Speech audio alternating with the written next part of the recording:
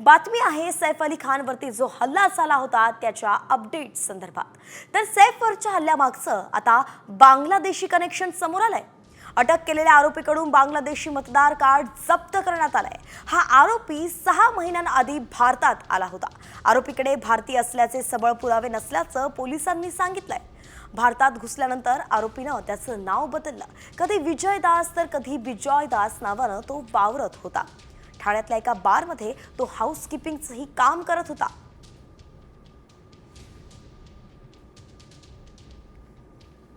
सैफ अली खान यांच्या घरी ज्या हल्ल्याचा आणि जबरी चोरीचा प्रकार झालेला आहे त्या अनुषंगाने एका आरोपीला अटक करण्यात आलेली आहे।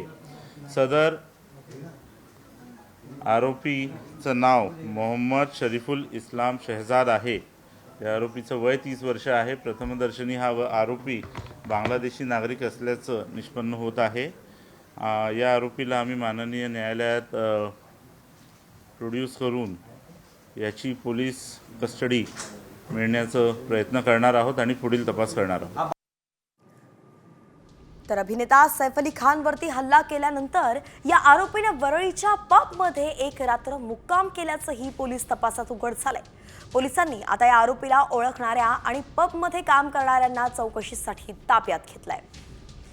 तर या संदर्भातच अधिकची माहिती देत आहेत आमचे प्रतिनिधी सचिन गाड। थेट जाऊयात।